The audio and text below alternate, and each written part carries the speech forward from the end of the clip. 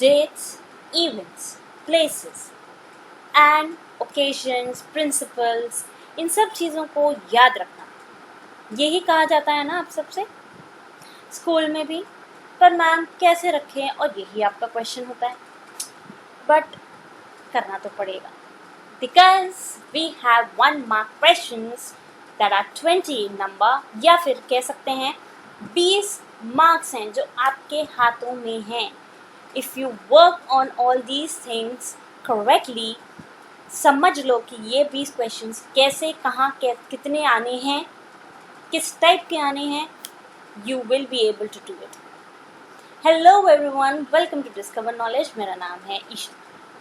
Yes, I am here for all the class 12th students primarily because हम यहाँ पे ये समझने वाले हैं कि ये 1 mark questions जो आपके बढ़ा दिए गए हैं, जो पहले सिर्फ 5 थे अब 20 हैं, ये बेसिकली 20 मार्क्स हम कैसे अपने हाथों में लें, कैसे इन पर वर्क करें, कैसे क्या करें, ठीक है। लेकिन उससे पहले समझना ये भी बहुत ज़रूरी है कि ये एक्चुअली में 1 mark के क्वेश्चन में हैं क्या, किस टाइप के क्वेश्चंस हैं, क्या सिर्फ डेफिनेशंस पूछी जाती हैं, क्या फिल इन द ब्लैंक्स हैं, क्या है एग्जैक्टली, कैसे वर्क करें जब पता ही नहीं है कि क्या है। So don't worry, here we are discussing all that today.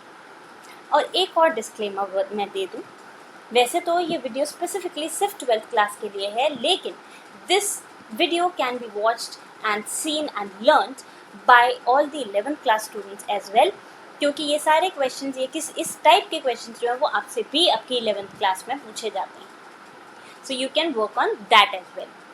So let's just get right into it. देखिए, पहला है recall.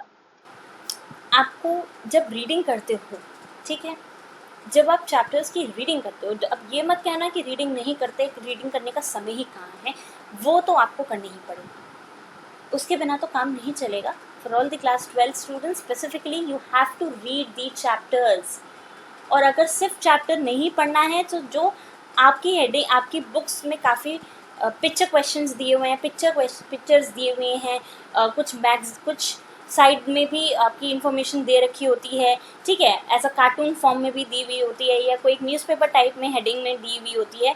तो इस टाइप के आपको चीज़ें 100% अपने नॉलेज में रखनी है, ठीक। उसके भी मैं तरीके आपको समझाती रहती हूँ साथ साथ, कि देखो जैसे आप आप चैप्टर पढ़ना शुरू करते हो, पहले ये चीज़ नोट कर लो कि आपको ये पॉइंट्स कितने हैं जो आपको रीड करने हैं, साइड के कॉलम्स, ठीक है, बीच की जो पिक्चर्स हैं वो कैसे गो थ्रू करनी है, कितने हैं उनको नंबरिंग कर लो, ठीक। नंबरिंग के फॉर्मूला से चलेंगे, और ये मैं आपको सिर्फ इसमें ही नहीं, मैं आपको हर चीज़ में नंबरिंग का फॉर्मूला बताऊँगी, ठीक।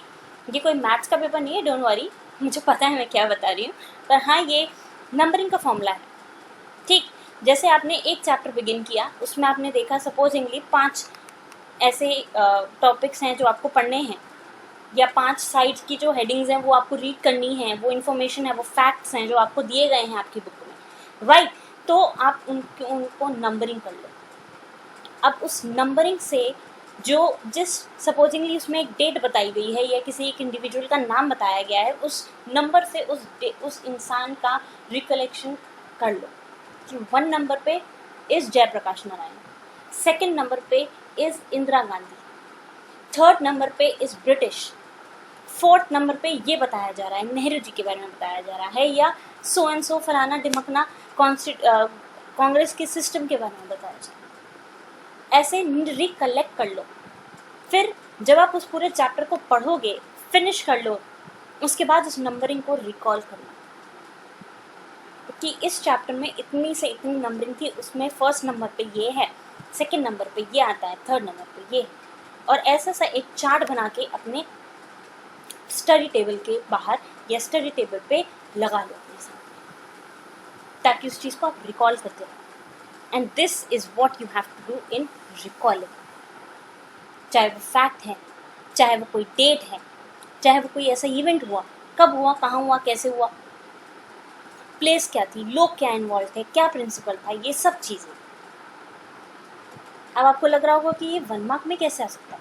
हाँ, फिल इन द फॉर्म में आ सकता है, फिल इन द ब्लैंक्स में, बिल्कुल आ सकता है। और वही दूसरी चीज़ है एनालाइज। रिकॉलिंग एंड एनालाइजिंग दोनों साथ साथ जाते हैं।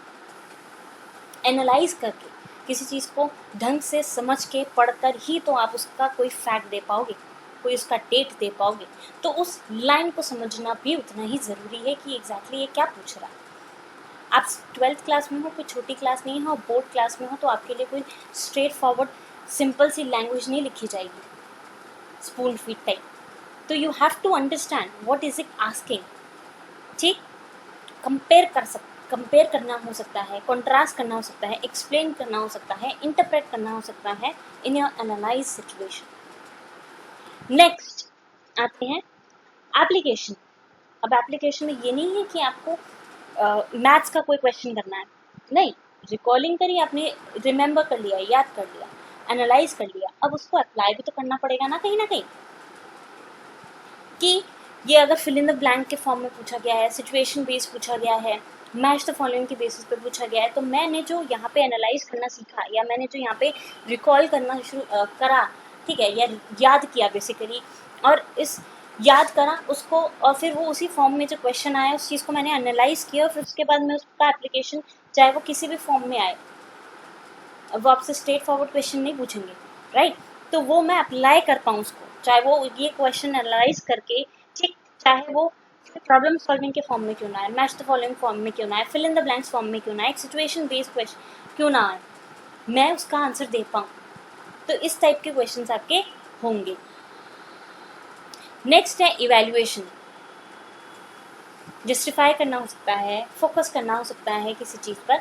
तो ये आपके टाइप ऑफ क्वेश्चंस हैं जो आपको यहाँ पे इस MCQ फॉर्म में, या कह सकते हैं 1 से 20 मार्क्स में हो सकते हैं, होंगे। किस टाइप के होंगे? यही इस टाइप के होंगे जहाँ फैक्ट्स लिखने हैं, कोई रिमेंबरिंग की चीज़ है, कोई एनालाइज करना है, किसी चीज़ को समझ के लिखना है, उसका आंसर करना है, चाहे वो डेफिनेशन आपसे पूछी जाए तो वो भी हो सकता है। एप्लीकेशन होगा इसमें, कोई मैच द फॉलोइंग फॉर्म में आ सकते हैं, कुछ MCQ टाइप में, ये कह सकते हैं fill in the blanks form में आ सकते हैं।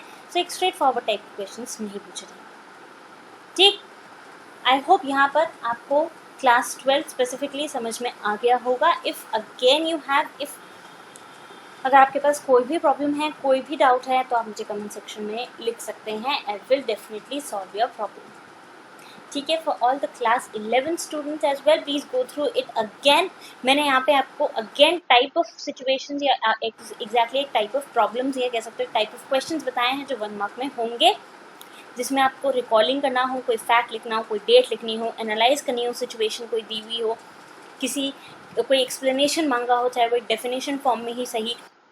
एप्लीकेशन बेस्ड क्वेश्चन हो सकते हैं जिसमें आपको अपनी अंडरस्टैंडिंग को, अपनी एनालाइज करी सिचुएशन को यहाँ पे अप्लाई करना हो और इवेल्युएट करना हो, कोई जस्टिफिकेशन देनी हो, तो इस टाइप के क्वेश्चंस आपको 1 मार्क में मिलेंगे। क्लियर? आई होप यहाँ तक आपको समझ में आ गया होगा। If again you have any problems, again I'm repeating, you can mention it to me in the comment section. I'll definitely work on that. मैं solve करूँगी आपकी query, ठीक है? Till then, keep liking, keep subscribing to the channel everyone. Stay tuned for further updates.